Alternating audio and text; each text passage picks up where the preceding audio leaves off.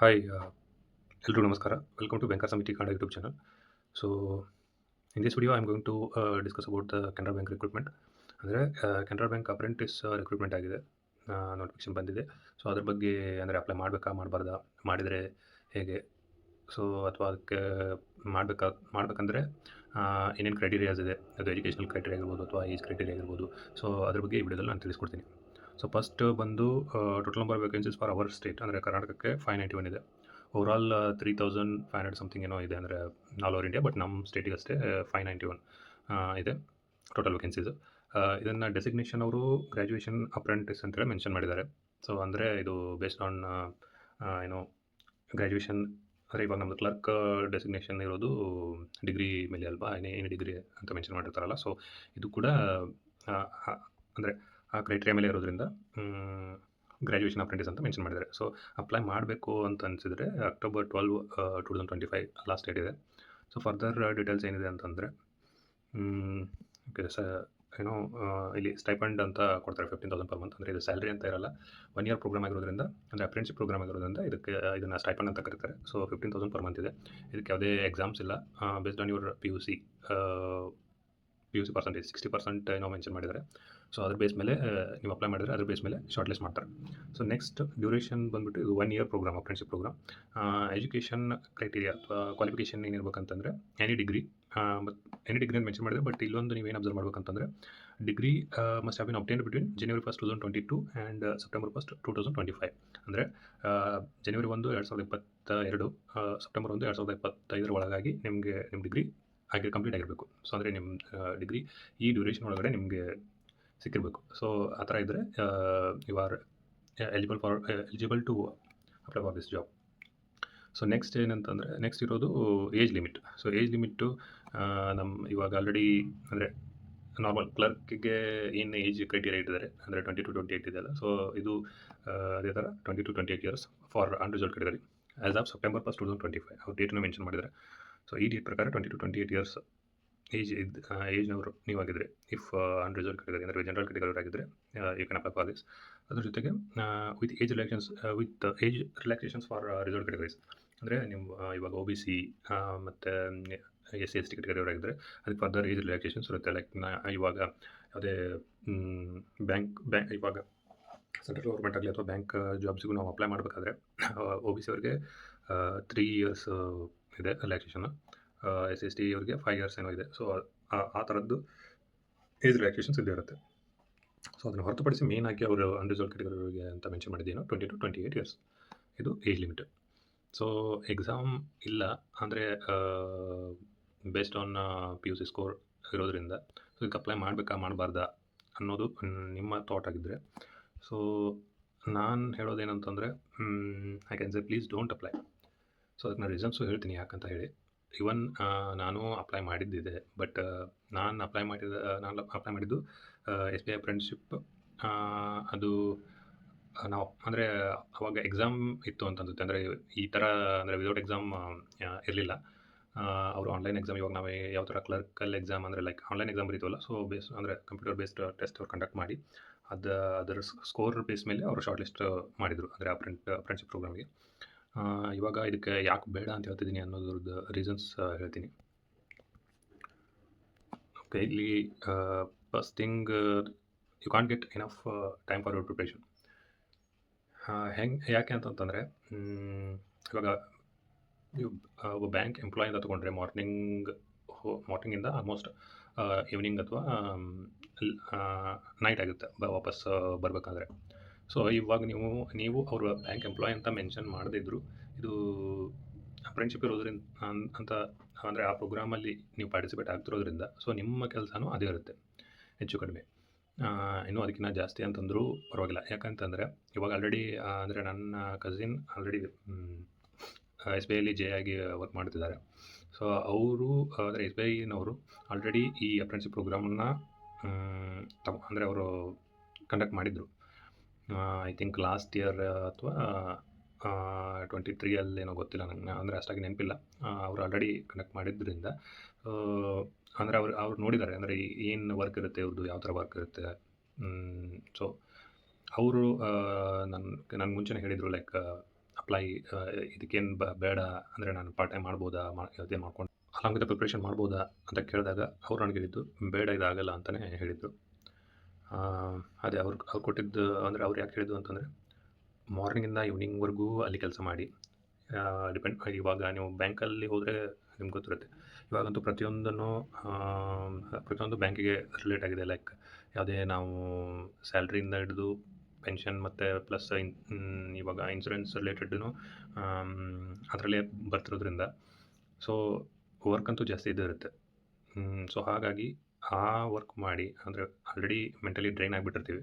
So ಅದಾದಮೇಲೆ ನಾವು ಬಂದು ಪಝಲ್ಸ್ ಪ್ರಾಕ್ಟೀಸ್ ಮಾಡ್ತೀವಿ, ಮ್ಯಾಥಮೆಟಿಕ್ ಪ್ರಾಬ್ಲಮ್ಸ್ನ ಪ್ರಾಕ್ಟೀಸ್ ಮಾಡ್ತೀವಿ ಅಂತಂದರೆ ಇಟ್ಸ್ ವೆರಿ ಡಿಫಿಕಲ್ಟ್. ಅಂದರೆ ನೀವು ತುಂಬ ಸ್ಟೆಮಿನಾ ಇದ್ದು ಸೊ ಅಂದರೆ ಮೆಂಟಲಿ ಸ್ಟ್ರಾಂಗ್ ಇದ್ದರೆ ಮಾತ್ರ ಅದನ್ನು ಮಾಡಲಿಕ್ಕೆ ಆಗುತ್ತೆ. ಅದರ್ವೈಸ್ ತುಂಬ ಡಿಫಿಕಲ್ಟ್. ಅಂದರೆ ನೀವು ಟೈಮ್ ಸೇವ್ ಮಾಡಿಕೊಂಡು ನಿಮ್ಮ ಎನರ್ಜಿ ಸೇವ್ ಮಾಡಿಕೊಂಡು ಅದೆಲ್ಲ ಮಾಡಬೇಕು ಅಂತಂದರೆ ಅದು it's not very easy. So ಹಾಗಾಗಿ ಜಾಸ್ತಿ ಟೈಮ್ ಸಿಗೋಲ್ಲ ಪ್ರಿಪ್ರೇಷನಿಗೆ. ನೀವು ಇನ್ ಕೇಸ್ ಮಾಡೋದಾದರೂ ಸಂಡೇ ನಿಮ್ಗೆ ಸಿಗುತ್ತೆ. ಬ್ಯಾಂಕ್ ಹಾಲಿಡೇಸ್ ಯಾವಾಗಿರುತ್ತೆ ಅವಾಗ ನಿಮಗೆ ರಜೆ ಸಿಗುತ್ತೆ. ಬಟ್ ಅವಾಗ ಥಾಟ್ ಏನು ಬರುತ್ತೆ ಅಂತಂದರೆ ಸಿಕ್ಕಿದ್ದೇ ಒಂದಿನ ರಜೆ, ಸೊ ಇವಾಗೂ ಅದನ್ನೆಲ್ಲ ಮಾಡ್ಬೇಕಂದ್ರೆ ಲೈಕ್ ಪಝಲ್ಸ್ ಅಂದರೆ ಪ್ರಾಕ್ಟೀಸ್ ಮಾಡೋದಾಗಿರ್ಬೋದು ಅಥವಾ ಮಾಕ್ ಕೊಡೋದಾಗಿರ್ಬೋದು, ಅದೆಲ್ಲ ಮಾಡಬೇಕು ಅನ್ನೋ ತಲೆಗೆ ಆಬ್ವಿಯಸ್ಲಿ ಬಂದೇ ಬರುತ್ತೆ. ಸೊ ನೆಕ್ಸ್ಟ್ ಪಾಯಿಂಟ್ ನಾನು ಮೆನ್ಷನ್ ಮಾಡಿದ್ದು ಕಂಫರ್ಟ್ ಝೋನ್ ಅಂತಂದರೆ ಇವಾಗ 15,000 ಪರ್ ಮಂತ್ ಬರುತ್ತೆ. ಸೊ ಇವಾಗಷ್ಟೇ ಪ್ರೆಷರ್ ಇದ್ದೀರಿ ಅಂತ ಅಂದ್ಕೊಳ್ಳಿ. ಲೈಕ್ ಇವಾಗಷ್ಟೇ ಡಿಗ್ರಿ ಕಂಪ್ಲೀಟ್ ಆಗಿರುತ್ತೆ. ಸೊ ಇದು ಬೇಸ್ಡ್ ಆನ್ PUC ಇರೋದ್ರಿಂದ ಇವಾಗಂತೂ PUC ಪರ್ಸೆಂಟೇಜ್ ಯಾವುದು 60 ಬಿಲೋ ಅಂತೂ ಇರೋಲ್ಲ, 60% ಬಿಲೋ ಅಂತೂ ಇರೋಲ್ಲ. ಸೊ ಆಬ್ವಿಯಸ್ಲಿ ವೇಕೆನ್ಸೀಸು ಚೆನ್ನಾಗಿರೋದ್ರಿಂದ ಶಾರ್ಟ್ ಲಿಸ್ಟ್ ಆಯಿತು ಅಂತ ಅಂದ್ಕೊಳ್ಳಿ. ಸೊ ಅದಾದಮೇಲೆ ಮಂತ್ಲಿ 15,000 ಬರುತ್ತೆ. ಮಂತ್ಲಿ 15,000 ಇವಾಗ ಏನೂ ಇಲ್ಲದೇ ಇರೋರಿಗೆ ಅದು ಸ್ವಲ್ಪ ಬಂದರೂ ದೊಡ್ಡದೇ, ಅದು ಅಮೌಂಟ್ ಆಗಿರಲಿ ಅಥವಾ ಇನ್ನೇನಾದರೂ ಆಗಿರಲಿ. ಲೈಕ್ ಇವಾಗ ನೀವು ಶಾರ್ಟ್ ಲಿಸ್ಟ್ ಆದಮೇಲೆ ಡಿಗ್ರಿ ಕಂಪ್ಲೀಟ್ ಆದ ಕೂಡಲೇ ನೀವು ಅಂದರೆ ಒಂಥರ ಏನೋ ಅಮೌಂಟಿಗೆ ನೀವು ಮನೆಯವ್ರ ಮೇಲೆ ಡಿಪೆಂಡ್, ಅಂದರೆ ಯಾರ ಮೇಲೂ ಡಿಪೆಂಡ್ ಆಗಲ್ಲ. ಲೈಕ್ ಇವಾಗ ಇದ್ರ ಮೇಲೆ 15,000 ಸ್ಯಾಲ್ರಿ ಅಂತೂ ಅಂದರೆ ಸ್ಟೈಪಂಡ್ ಅಂತೂ ಬರುತ್ತಲ್ಲ. ಸೊ ನಿಮ್ಮ ತಲೆಯಲ್ಲಿ ಏನು ಬರುತ್ತೆ, ಓಕೆ ಲೈಫ್ ಸೆಟಲ್ಡ್. ಅಂದರೆ ನಾನು ಸ್ವಲ್ಪ ಏನೋ ಮಾಸ್ಟರ್ ಡಿಗ್ರಿ ಕಂಪ್ಲೀಟ್ ಆಗಿ ಆಲ್ರೆಡಿ ಇವಾಗ ಪ್ರಿಪ್ರೇಷನ್ನಲ್ಲಿ ಇರೋರ ಬಗ್ಗೆ ನಾನು ಹೇಳ್ತಿಲ್ಲ. ಜಸ್ಟ್ ಇವಾಗಷ್ಟೇ ಡಿಗ್ರಿ ಕಂಪ್ಲೀಟ್ ಆಗಿರುತ್ತೆ, ಈ ಥರ ನೋಟಿಫಿಕೇಷನ್ ಆಗಿರುತ್ತೆ, ಅಪ್ಲೈ ಮಾಡ್ತಾರೆ. ಅವರು ಅಪಾಯಿಂಟ್ ಆದರೆ ಅಂದರೆ ಆ್ಯಸ್ ಎನ್ ಅಪ್ರೆಂಟಿಸ್ ಅಪಾಯಿಂಟ್ ಆದರೆ ಸೊ ಅವ್ರದ್ದು ಮೈಂಡ್ ಸೆಟ್ ಅಥವಾ ಅವ್ರ ಮೈಂಡಿಗೆ ಇಮಿಡಿಯೇಟ್ಲಿ ಬರೋದು ಯಾವ ಥರ ಅನ್ನೋದ್ರ ಬಗ್ಗೆ ನಾನು ಹೇಳ್ತಿರೋದು. ಸೊ ಕಂಫರ್ಟ್ ಝೋನ್ ಅಂತ ಬಂದುಬಿಡುತ್ತೆ. ಅಂದರೆ 15,000 ಬಂದುಬಿಟ್ಟಿರುತ್ತೆ. ಇದೇ ಜಾಸ್ತಿ ಅನ್ನೋದು ಕೆಲವೊಬ್ಬರಿಗೆ ಅಂದರೆ ಬರ್ಬೋದು. ಅಂದರೆ ಬಂದೇ ಬರುತ್ತೆ ಅಂತ ನಾನು ಹೇಳ್ತಿಲ್ಲ, ಆ ಥರ ಹೇಳೋಕ್ಕೋಗಲ್ಲ, ಬರ್ಬೋದು. ಸೊ ಅದೊಂಥರ ಕಂಫರ್ಟ್ ಝೋನ್ ಅನಿಸ್ಬಿಡುತ್ತೆ. ಸಾಕಲ್ಲ ಬರ್ತಿದೆ ಯಾಕೆ ಅನ್ನೋ ಥಾಟು ಬರ್ಬೋದು. ಸೊ ಹಾಗಾಗಿ ದಿಸ್ ಇಸ್ ಸೆಕೆಂಡ್ ಪಾಯಿಂಟ್. ನಾನು ಯಾವ ರೀಸನ್ಗೆ ಅಂದರೆ ಅಪ್ಲೈ ಮಾಡಬೇಡಿ ಅಂತ ಹೇಳ್ತಿರೋದಕ್ಕೆ. ಇನ್ನು ಥರ್ಡ್ ಬಂದು ಇವಾಗ ಆಲ್ರೆಡಿ ಇವಾಗ ಯಾವುದು ನೀವು ಕ್ಲರ್ಕ್ ತೊಗೊಳ್ಳಿ, RRB ಕ್ಲರ್ಕ್, RRB PO, ಅಥವಾ ಇವಾಗಷ್ಟೇ ಕಂಪ್ಲೀಟ್ ಆಗಿರೋ IBPS clerk, IBPS PO, IPS PO ಬಿಟ್ಬಿಡಿ, ಅಂದರೆ ಅದು ಸ್ಟೇಟ್ ವೈಸ್ ಅಲ್ವಲ್ಲ. ಸೊ ನಮ್ಮ ಸ್ಟೇಟಿಗೆ ಆಲ್ರೆಡಿ ಹ್ಯೂಜ್ ವೇಕೆನ್ಸೀಸ್ ಇರೋದ್ರಿಂದ, so as this time vacancies are huge for our state, it's high time to focus on permanent appointment rather than apprenticeship program. So already ನಮ್ಮ ಸ್ಟೇಟಿಗೆ ಅಂದರೆ ಈ ಹಿಂದೆ ಯಾವಾಗೂ ಅಷ್ಟು ವೇಕೆನ್ಸೀಸ್ ಇರಲಿಲ್ಲ. ಅದು IPS ಕ್ಲರ್ಕ್ ಆಗಲಿ, RRB ಕ್ಲರ್ಕ್, RRB PO ಬಂದಿರ್ಬೋದು. ಸೊ ಇಷ್ಟು ವೇಕೆನ್ಸೀಸ್ ಯಾವುದೂ ಇರಲಿಲ್ಲ. ಸೊ ಈ ಸದ್ಯಕ್ಕೆ ಇದು ಏನು ಯಾವ ಥರ ಅಂತಂತಂದರೆ, ನೀವು 1 ಇಯರ್ ಬಗ್ಗೆ ಥಿಂಕ್ ಮಾಡೋದು ಬದಲು ಕಂಪ್ಲೀಟ್ ಲೈಫ್ ಟೈಮ್ ಸೇಫ್ಟಿ ಬಗ್ಗೆ ನೀವು ಥಿಂಕ್ ಮಾಡೋದು ಬೆಟರ್ ಅಂತ ನನ್ನ ಒಪಿನಿಯನ್. ಯಾಕಂತಂದರೆ ನೀವು ಇವಾಗ ಇದನ್ನೆಲ್ಲ ಅಂದರೆ ವೇಕೆನ್ಸೀಸ್ ಇದೆ ಹೆಂಗೋ ಮಾಡ್ತೀನಿ ಅನ್ನೋದಕ್ಕಿಂತ ಸ್ವಲ್ಪ ಸೀರಿಯಸ್ಸಾಗಿ ವೇಕೆನ್ಸೀಸ್ ಇದ್ದರೂ ಔಟ್ಸೈಡರ್ಸ್ ಕಾಂಪಿಟೇಷನ್ ಇದ್ದೇ ಇರುತ್ತೆ, ಅಂದರೆ ಬೇರೆ ಸ್ಟೇಟ್ನವ್ರದ್ದು. ಸೊ ಹಾಗಾಗಿ ಇದನ್ನು ಈಸಿಯಾಗಿ ತೊಗೊಳಿಕ್ಕಂತೂ ಆಗಲ್ಲ, ಅಂದರೆ ನೆಗ್ಲೆಕ್ಟ್ ಮಾಡ್ಲಿಕ್ಕೆ ಹೋಗಲ್ಲ. ಆಮೇಲೆ ನೆಕ್ಸ್ಟ್ ಇಯರ್ ಬಂದರೆ ಯಾವ ಇಯರ್ ಇಷ್ಟು ವೇಕೆನ್ಸೀಸ್ ಬರುತ್ತೆ ಅದು ಗೊತ್ತಿಲ್ಲ. ಸೊ ಹಾಗಾಗಿ ಇಟ್ಸ್ ಹೈ ಟೈಮ್ ನಾವು ಏನೋ ಈ ಥರ ಎಲ್ಲ ಅಂದರೆ 1 ಇಯರ್ದಾಗಲಿ 2 ಇಯರ್ದಾಗಲಿ ಇದನ್ನಷ್ಟೇ ಥಿಂಕ್ ಮಾಡಿದೆ, ಸ್ವಲ್ಪ ಲಾಂಗ್ ಟರ್ಮ್ ಥಿಂಕ್ ಮಾಡಿದರೆ ಬೆಟರ್ ಅಂತ ನನ್ನ ಅನಿಸಿಕೆ. ಸೊ ಹಾಗಾಗಿ ಇದು ಏನು 15,000 ಪರ್ ಮಂತ್ ತೊಗೊಳ್ಳೋ ಬದಲು ಸೊ ನೀವು ಬೆಟರ್ ಆಲ್ಮೋಸ್ಟ್ ನೀವು ಪರ್ಮನೆಂಟ್ ಅಪಾಯಿಂಟ್ಮೆಂಟ್ ಆದರೆ 50,000 ಅರೌಂಡ್ ಬಂದೇ ಬರುತ್ತೆ. ಅದು ಯಾವುದೇ ಕ್ಲರ್ಕಲ್ ಪೋಸ್ಟ್ ಆಗಿರಲಿ. PO ಆದರೆ ಇನ್ನೂ ಜಾಸ್ತಿ ಇರುತ್ತೆ. ಸೊ ಬೆಟರ್ ನೀವು ಅದಕ್ಕೆ ಫೋಕಸ್ ಮಾಡೋದು ಒಳ್ಳೆಯದು. So this is third point ಅದು ಇನ್ನೊಂದು ಏನೋ ಕೋಟ್ ಬರುತ್ತಲ್ಲ, in search of gold never loose diamond ಅಂತ. ಸೊ ಹಾಗೆ ಅದು ಪರ್ಟಿಕ್ಯುಲರ್ ಆಗಿ ಇಲ್ಲಿ ಅಪ್ಲೈ ಆಗುತ್ತೆ, ಆ ಥರನೂ ಹೇಳ್ಬೋದು. ಸೊ ನೆಕ್ಸ್ಟ್ ಏನಂತಂದರೆ, ಇಲ್ಲ ನಿಮಗೆ ಅಷ್ಟು ವರ್ಕ್ ಮಾಡೋದೇ ಇದೆ ಅಥವಾ ವರ್ಕ್ ಮಾಡಲೇಬೇಕು ನೆಸೆಸಿಟಿ ಇದೆ ಅಂತಂತಂದರೆ, you can do some other jobs like home tutorials, tuitions etcetera. ಇವಾಗ ನಾನು ವರ್ಕ್ ಮಾಡಲೇಬೇಡಿ ಅಂತ ಹೇಳ್ತಿಲ್ಲ. ನೀವು ಅಂದರೆ ವರ್ಕ್ ಮಾಡೋದು ಅಂದರೆ ನೀವು ಯಾವುದು ನಿಮ್ಮ ಎನರ್ಜಿ ಸೇವ್ ಆಗಿರಬೇಕು ನೀವು ಅದೇ ವರ್ಕ್ ಮಾಡಿದರೆ. ಸೊ ಅಂಥ ವರ್ಕ್ನ ನೀವು ಚೂಸ್ ಮಾಡ್ಕೊಳ್ಳಿ. ಎನರ್ಜಿ ಸೇವ್ ಆಗೋದ್ರ ಜೊತೆಗೆ ನಿಮಗೆ ಸ್ವಲ್ಪ ಚೇಂಜು ಸಿಕ್ಕಿರಬೇಕು. ಲೈಕ್ ಈಗ ನಿಮ್ಮದು ಪ್ರಿಪ್ರೇಷನ್ ಯಾವುದು ಅದೇ ಕ್ವಾಂಟು, ಅದೇ ರೀಸನಿಂಗು, ಅದೇ ಇಂಗ್ಲೀಷು ಮಾಡಿ ನಿಮಗೂ ಅಂದರೆ ಬೋರ್ ಆಗಿರುತ್ತೆ. ಸೊ 1 ಅವರ್ 1.5 ಅವರ್ ನಿಮಗೆ ಬೇರೆ ಥರ ಸ್ವಲ್ಪ ಡೈವರ್ಷನ್ ಸಿಕ್ಕರು ಇಟ್ಸ್ ಗುಡ್. ಅಂದರೆ ಅದರಿಂದ ನಿಮಗೂ ಹೆಲ್ಪ್ ಆಗಿರಬೇಕು. ಆಮೇಲೆ ನೀವೇನು ಇವಾಗ ಈ ಥರ ವರ್ಕ್ ಮಾಡೋಕ್ಕಿಂತ ಅಂದರೆ ಲೈಕ್ ಅಪ್ರೆಂಟಿಸ್‌ಶಿಪ್ ಪ್ರೋಗ್ರಾಮ್ ತಗೊಳ್ಳೋದಕ್ಕಿಂತ ನೀವು ಈ ಥರ ಹೋಮ್ ಟ್ಯುಟೋರಿಯಲ್ಸ್ ಮತ್ತು ಟ್ಯೂಷನ್ಸ್ ಮಾಡಿದರೆ, ಹೋಮ್ ಟ್ಯುಟೋರಿಯಲ್ಸ್ ಅಂದರೆ ಅದನ್ನು ನೀವು ಡೈಲಿ ಮಾಡಲೇಬೇಕು ಅಂತೇನಿಲ್ಲ. ಇವತ್ತೇನೋ ನಿಮ್ಮದು ಜಾಸ್ತಿ ವರ್ಕ್ ಇದೆ ಅಥವಾ ಜಾಸ್ತಿ ಮಾರ್ಕ್ ಕೊಡಬೇಕು ಅಥವಾ ಇವತ್ತು ಜಾಸ್ತಿ ಓದಲಿಕ್ಕಾಗಿಲ್ಲ, ಬಟ್ ಆ ಹೋಮ್ ಟ್ಯುಟೋರಿಯಲ್ಸ್ ಮಾಡೋ ಟೈಮಲ್ಲಿ ನೀವು ಪ್ರಿಪ್ರೇಷನ್ ಅಥವಾ mock previous year question paper solving ಈ ಥರ ಏನಾದರೂ ಮಾಡೋ ಥರ ಇದ್ದರೆ, ಅಂದರೆ ಅವಾಗ ಬೇಕಿದ್ರೆ ಮಾಡ್ಬೋದು. ಅಂದರೆ ನೀವು ಡೈಲಿ ಏನೋ ಯಾವುದೋ ಒಂದು ದಿನ ಕಂಪ್ಲೀಟಾಗಿ ಮಾಡಿರಲ್ಲ, ಬಟ್ 1-2 ಅವರ್ಸ್ ಆದರೂ ನಾನು ಮಾಡಿದರೆ ನನಗೆ ಓಕೆ, ನಾನು ಸ್ಯಾಟಿಸ್ಫೈಡ್ ವಿತ್ ದಿಸ್ ಡೇ ಅಂತ ನಿಮಗೆ ಫೀಲ್ ಬರ್ಬೇಕಂತಂದರೆ ಅಟ್ಲೀಸ್ಟ್ ನೀವು ಹೋಮ್ ಟ್ಯೂಟೋರಿಯಲ್ಸ್ ಅಥವಾ ಟ್ಯೂಷನ್ನ ಕ್ಯಾನ್ಸಲ್ ಮಾಡಿ ಆ ಡ್ಯೂರೇಷನ್ ಏನಿರುತ್ತಲ್ಲ, ಸೊ ಅದನ್ನು ನಿಮ್ಮದು ಪ್ರಿಪ್ರೇಷನಿಗೆ ಹಾಕ್ಕೋಬೋದು.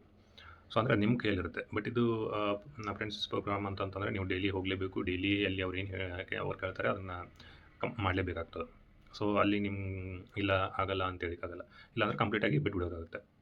ಸೊ ಅದಕ್ಕಿಂತ this is better. Home tutorials ಅಂತ ಇರುತ್ತೆ, ಟ್ಯೂಷನ್ಸ್. ಹೋಮ್ ಟ್ಯೂಟೋರಿಯಲ್ಸ್ ಅಂತಂದರೆ ನೀವೇ ಮನೆಗೆ ಹೋಗಿ, ಅಂದರೆ ಸ್ಟೂಡೆಂಟ್ ಯಾರಿರ್ತಾರೆ ಅವ್ರ ಮನೆಗೆ ಹೋಗಿ ಟೀಚ್ ಮಾಡಿ ಬರೋದು. ದಟ್ ಇಸ್ ಆಲ್ಸೋ ಅಂದರೆ ಬೆಟರ್ ಪಾರ್ಟ್ ಟೈಮ್ ಜಾಬ್. ಇಲ್ಲ ಟ್ಯೂಷನ್ಸ್ ಹೇಳ್ಬೋದು, ಅಂದರೆ ನೀವೇ ನಿಮ್ಮ ಮನೇಲಿ ಒಂದು 5 to 10 ಮೆಂಬರ್ಸ್ಗೆ, ಅಂದರೆ ಪ್ರೈಮರಿ ಸ್ಕೂಲ್ ಸ್ಟೂಡೆಂಟ್ಸು ಅವರು ಇರ್ತಾರಲ್ಲ, ಸೊ ನಿಮಗೂ ಒಂಥರ ಚೇಂಜ್ ಸಿಕ್ಕಂಗಾಗುತ್ತೆ. ಆಮೇಲೆ ಸಮ್ ಅಮೌಂಟೂ ಬರುತ್ತೆ. ಅಂದರೆ ತೀರಾ ನಿಮಗೆ 15,000 ಅಲ್ಲದೇ ಇದ್ದರು ನಿಮಗೆ ಎಕ್ಸಾಮಿಗೆ ಬೇಕಿರೋದೆಷ್ಟು 850 ಇರುತ್ತೆ ಆಲ್ಮೋಸ್ಟ್ ಎಕ್ಸಾಮ್ ಫೀಸ್. ಸೊ ನಿಮಗೆ 1000 to 1500 ಬಂದರೂ ಸಾಕಲ್ಲ ಪರ್ ಮಂತು. ಸೊ ಅಷ್ಟಂತೂ ಹೋಮ್ ಟ್ಯುಟೋರಿಯಲ್ಸ್ ಮಾಡಿ ಅಥವಾ ಟ್ಯೂಷನ್ಸ್ ಮಾಡಿ, ಅಥವಾ ಇವಾಗ ಬಾಯ್ಸ್ ಏನಾದರೂ ಅವ್ರಿಗೆ ಎಲೆಕ್ಟ್ರಿಕ್ ವೆಹಿಕಲ್ ಅಥವಾ ಇನ್ನೇನೋ ಅವ್ರ ಮನೇಲಿ ಅಂದರೆ ಆಲ್ರೆಡಿ ಇದ್ದರೆ ಬೈಕ್ಸು, ಸ್ಕೂಟಿ ಹಿಂಗೇನಾದರೂ ಇದ್ದರೆ ಅವರು ಡೆಲಿವರಿ ಪಾರ್ಟ್ನರ್ ಆಗಿನೂ ವರ್ಕ್ ಮಾಡ್ಬೋದು, ಅಂದರೆ ಪಾರ್ಟ್ ಟೈಮ್. ಸೊ ಈವ್ನಿಂಗ್ವರೆಗೂ ಓದ್ಬಿಟ್ಟು ಈವ್ನಿಂಗಿಂದ 1-2-3 ಅವರ್ ಮಾಡಿದರೂ ಸಾಕು. ಅದರಲ್ಲೂ ಹ್ಯಾಂಡ್ಸಮ್ ಸ್ಯಾಲ್ರಿ ಇದೆ. ಇನ್ಫ್ಯಾಕ್ಟ್ ಇದಕ್ಕಿಂತ ಜಾಸ್ತಿನೂ ಅರ್ನ್ ಮಾಡ್ಬೋದು ಪರ್ ಮಂತ್. ಯಾವುದು 15,000ಗಿಂತನೂ ಹೊರಗಡೆ ತಿರುಗಾಡ್ದಂಗೂ ಆಗುತ್ತೆ. ಸೊ ಅದರಲ್ಲೂ ಸ್ಟ್ರೈನ್ ಆಗುತ್ತೆ, ಬಿಕಾಸ್ ಟ್ರಾಫಿಕಲ್ಲಿ ಎಕ್ಸಾಸ್ಟ್ ಆಗಿ ಅವರು ಏನೋ ನಿಮಗೆ ಡೆಲಿವರಿ ಹೋಟೆಲ್ನವ್ರು ಕೊಟ್ಟು, ಸೊ ಅಂದರೆ ನೀವು ವೆಯ್ಟ್ ಮಾಡಿ, ಅದರಲ್ಲೂ ಪ್ರಾಬ್ಲಮ್ ಇದೆ. ಬಟ್ ನಾನು ಹೇಳ್ತಿರೋದು ಅಂದರೆ ಇದಕ್ಕಿಂತ ಅದು ಬೆಟರ್. ಅಂದರೆ ಅದನ್ನೇ ಮಾಡಿ ಅಂತ ನಾನು ಹೇಳ್ತಿಲ್ಲ, just I am giving you some options. ಯಾವುದು ಬೆಟರ್ ಅಂತಂತಂದರೆ ಇದು ಹೋಮ್ ಟ್ಯುಟೋರಿಯಲ್ಸ್ ಅಥವಾ ಟ್ಯೂಷನ್ಸ್ ಫಾರ್ ಬೆಟರ್. ಇದು whether you are a girl or a boy ನೀವು ಮಾಡ್ಬೋದು. ಸೊ ಇದಿಷ್ಟೇ ನಾನು ಹೇಳ್ಬೇಕಂತಿರೋದು. ಅಂದರೆ ಆಲ್ಮೋಸ್ಟ್ ಇವಾಗ ಎಲ್ಲ ಎಕ್ಸಾಮ್ಸ್ ಪ್ರಿಲಿಮ್ಸ್ ಎಲ್ಲ ಕಂಪ್ಲೀಟ್ ಆಗ್ತಾ ಬಂತು. ಇನ್ನೇನಿದ್ರು ಅರಬಿಕ್ ಕ್ಲರ್ಕ್ ಅಷ್ಟೇ ಇರೋದು. ಸೊ ಅದು ಆಗುತ್ತೆ. ಬಟ್ ಇದು ಯಾರ್ದಾದ್ರೂ ಇವಾಗ already IBPS clerk, SBI clerk ಇದೆಲ್ಲ ಕಂಪ್ಲೀಟ್ ಆಗಿದೆ ಅಲ್ಲ, ಸೊ ಅಟೆಂಪ್ಟ್ಸ್ ಚೆನ್ನಾಗಿದ್ದರೆ, ಅಂದರೆ ಆಲ್ಮೋಸ್ಟ್ ನಿಮ್ಮದು SBI ಕ್ಲರ್ಕಿಗೆ 60+ ಇದ್ದರೆ, SBI ಕ್ಲರ್ಕಿಗೆ 60+ ವಿತ್ ಗುಡ್ ಎಕ್ಯುರಸಿ, ಅಂದರೆ 100%, 90% ಎಕ್ಯುರಸಿ ಇದ್ದರೂ ಮೇನ್ಸ್ ಪ್ರಿಪ್ರೇಷನ್ ಸ್ಟಾರ್ಟ್ ಮಾಡಿ. ನೆಕ್ಸ್ಟು ಯಾವುದು IBPS ಕ್ಲರ್ಕ್ಗೆ ನಿಮ್ಮದು 55+ ಇದ್ರೂ ಸ್ಟಾರ್ಟ್ ಮಾಡಿ. 55+ ವಿತ್ ಗುಡ್ ಎಕ್ಯುರಸಿ, ಲೈಕ್ ಅದೇ 90% ಇಷ್ಟಿದ್ದರೂ, ಅಂದರೆ 55% ನಿಮ್ದು ಅಟೆಂಪ್ಟ್ ಆಗಿದ್ದರೂ ಮಾಡಿ ಮೇನ್ಸ್ ಪ್ರಿಪ್ರೇಷನ್ ಸ್ಟಾರ್ಟ್ ಮಾಡಿ. ಯಾಕಂತಂದರೆ ಅದೇ ಮೀನ್ಸ್ ಅಂದರೆ ಇವಾಗೇನು ಟೈಮ್ ಸಿಕ್ಕದಲ್ಲ, ಸೊ ಇದೇ ನಿಮಗೆ ನೆಕ್ಸ್ಟು ಹೇಗಿದ್ದರೂ ಅರಬಿಕ್ ಕ್ಲರ್ಕ್ ಮೇನ್ಸ್ ಬರೋದು ನೆಕ್ಸ್ಟ್ ಇಯರ್ ಬರುತ್ತೆ. ಸೊ ಹಾಗಾಗಿ ಅಟ್ಲೀಸ್ಟ್ ಅದಕ್ಕಾದರೂ ಹೆಲ್ಪ್ ಆಗುತ್ತೆ. ಈವನ್ ನಿಮ್ಗೆ ಇದು ಯಾವುದು ಅಂದರೆ ಈ 2-3 ಎಕ್ಸಾಮ್ಸಲ್ಲಿ ಅದು ಪ್ರಿಲಿಮ್ಸ್ ಅಷ್ಟೊಂದು ಚೆನ್ನಾಗಿ ಆಗಿರಲಿಲ್ಲ ಅಂತಂದರು. ಅದಕ್ಕೆ ಹೆಲ್ಪ್ ಆಗೇ ಆಗುತ್ತೆ. ಅಂದರೆ ಅಲಾಂಗ್ ವಿತ್ ಪ್ರಿಲಿಮ್ಸ್ ಪ್ರಿಪ್ರೇಷನ್ ನಾನು ಹೇಳ್ತಿರೋದು. ಅಂದರೆ RRB ಕ್ಲರ್ಕ್ ಇರುತ್ತಲ್ಲ, ಸೊ ಅದರದ್ದು ಪ್ರಿಲಿಮ್ಸ್ ಪ್ರಿಪ್ರೇಷನ್ ಜೊತೆಗೆ ಮೇನ್ಸ್ ಪ್ರಿಪ್ರೇಷನ್ನು ಮಾಡಿ. ಮೇನ್ಸ್ ಪ್ರಿಪ್ರೇಷನ್ನು ಇದಾಗುತ್ತೆ ಅಂತ ಅಂದ್ಕೊಂಡೆ ಮಾಡಿ, ಯಾವುದು SBI ಕ್ಲರ್ಕ್ ಆಗಲಿ ಅಥವಾ IBPS ಕ್ಲರ್ಕ್ ಆಗಲಿ. ಈಗ ಅದಾದ್ರಂತೂ ನಿಮ್ಮ ಪ್ರಿಪ್ರೇಷನ್ ಕಂಟಿನ್ಯೂ ಇದ್ದೇ ಇರುತ್ತಲ್ಲ, ಸೊ ಅಷ್ಟೊಂದು ಮ್ಯಾಟ್ರ್ ಆಗಲ್ಲ. ಅದಾಗಲಿಲ್ಲ ಅಂತಂದ್ರೆ ನೆಕ್ಸ್ಟ್ RRB ಕ್ಲರ್ಕ್ ಅಂತೂ ಬಂದೇ ಬರುತ್ತೆ. ಸೊ ಅದಕ್ಕಂತೂ ಹೆಲ್ಪ್ ಆಗೇ ಆಗುತ್ತೆ. ಸೊ ಹಂಗಾಗಿ ನಿಮ್ದು ಇಷ್ಟು ಅಟೆಂಪ್ಟ್ಸ್ ಇದ್ದರೆ ಪ್ಲೀಸ್ ಸ್ಟಾರ್ಟ್ ಯುವರ್ ಪ್ರಿಪ್ರೇಷನ್. ಇದಷ್ಟೇ. ಅಂದರೆ ನೋಡಿ, ನೀವು ಅಪ್ಲೈ ಮಾಡಲೇಬೇಕು ಅಂತ ಅನಿಸಿದರೆ ಅಪ್ಲೈ ಮಾಡಿ. ಆಮೇಲೆ ನಾನು ಕೂಡ ಇದಕ್ಕೆ ಅಪ್ಲೈ ಮಾಡಿದ್ದೆ. ನಾನು ಕೆನರಾಗಲ್ಲ, SBI ಅಪ್ರೆಂಟಿಸ್‌ಶಿಪ್ ಪ್ರೋಗ್ರಾಮಿಗೆ.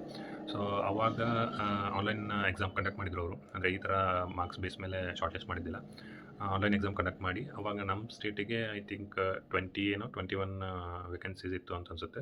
ನಂಗೆ ಅಷ್ಟೊಂದು ಕ್ಲಿಯರ್ ನೆನಪಿಲ್ಲ. ಅಂದರೆ ಮೇ ಬಿ ಲಾಸ್ಟ್ ಇಯರ್ ಅಂತ ಅನಿಸುತ್ತೆ. ಸೊ ಇಲ್ಲಿ ಬೇಕಿದ್ರೆ ಅದನ್ನು ನಾನು ಹೋಗಲಿಲ್ಲ. ಅಂದರೆ ಅವರು ನಂದು ಕಾಲ್ ಆಗಿತ್ತು. ಸೊ ಅವರು ಇದು ಲೆಟರು ಕಳಿಸಿದ್ರು. ನಾನು ಹೋಗದೇ ಇರೋದಕ್ಕೆ ಇದನ್ನು ಇಲ್ಲಿ ಮೆನ್ಷನ್ ಮಾಡಿದ್ದಾರೆ ನೋಡಿ. Apprenticeship in state bank of India cancellation of candidature. ಅಂದರೆ ನಾನು ಹೋಗಲಿಲ್ಲವಲ್ಲ, ಸೊ ಅದಕ್ಕೆ ಅವರು ನಂದು ಕ್ಯಾಂಡಿಡೇಚರ್ನ ಕ್ಯಾನ್ಸಲ್ ಮಾಡಿದ್ದಾರೆ. ಸೊ ಇದು ಕ್ಯಾನ್ಸಲ್ ಮಾಡಿದ್ದು ಲೆಟರ್ ಬಂದಿತ್ತು. ಈ ಟೈಮನ್ನು ಪ್ರಾಪರಾಗಿ ಯೂಸ್ ಮಾಡ್ಕೊಳ್ಳಿ. ಈ ಥರ ಅಪ್ರೆಂಟಿಸ್‌ಶಿಪ್ ಪ್ರೋಗ್ರಾಮ್ಸು ಅದು ಇದು ಎಲ್ಲ ಬೇಡ. ಯಾಕಂದರೆ ಅವರು ಪರ್ಮನೆಂಟ್ ಅಂತ ಎಲ್ಲೂ ಮೆನ್ಷನ್ ಮಾಡಿಲ್ಲ. 1 ಇಯರ್ ಅಷ್ಟೇ ಇರೋದ್ರಿಂದ ಸೊ ನನಗೆ ಬೇಡ ಅಂತ ಅನಿಸುತ್ತೆ ಅಪ್ಲೈ ಮಾಡೋದು. ಸೊ ಇದ್ರ ಮೇಲೆ ಅದಕ್ಕೆ ಯಾಕೆ ಅನ್ನೋದಕ್ಕೆ ರೀಸನ್ಸ್ ನಾನು ಹೇಳಿದ್ದೀನಿ. ಸೊ ಇದ್ರ ಮೇಲೆ ಅಪ್ಲೈ ಮಾಡಬೇಕಾ ಮಾಡಬಾರ್ದಾ ಅದು ನಿಮ್ಗೆ ಬಿಟ್ಟಿದ್ದು. ಸೊ ಈ ವಿಡಿಯೋದಲ್ಲಿ ಹೇಳ್ಬೇಕಂತ ಅಂದ್ಕೊಂಡಿದ್ದು ಇಷ್ಟೇ. Thank you. ಈ ಥರ ಇನ್ನೂ ಹೆಚ್ಚಿಗೆ ವಿಡಿಯೋಸಾಗಲಿ ಅಥವಾ ನಿಮ್ಮ ಪ್ರಿಪ್ರೇಷನ್ಗೆ ರಿಲೆವೆಂಟ್ ಆಗಿರುವಂಥ ವಿಡಿಯೋಸಾಗಲಿ ಈ ಚಾನಲ್ ಸಬ್ಸ್ಕ್ರೈಬ್ ಮಾಡ್ಕೊಳ್ರಿ. ಕೆಳಗಡೆ ಟೆಲಿಗ್ರಾಮ್ ಚಾನಲ್ ಲಿಂಕನ್ನು ಮೆನ್ಷನ್ ಮಾಡಿರ್ತೀನಿ. ಸೊ ನಿಮಗೆ ಆ ಚಾನಲಲ್ಲಿ ಎಕ್ಸಾಮ್ ರಿಲೇಟೆಡ್ ನೋಟಿಫಿಕೇಷನ್ ಆಗಲಿ ಅಥವಾ ಎಕ್ಸಾಮ್ ರಿಲೇಟೆಡ್ ಏನೇ ರಿಸೋರ್ಸ್ ನಿಮ್ಗೆ ಬೇಕಿದ್ದರೂ ಅದರಲ್ಲಿ ಸಿಗುತ್ತೆ. ಸೊ ಆ ಚಾನಲ್ಗೂ ಜಾಯ್ನ್ ಆಗಿ. Thank you.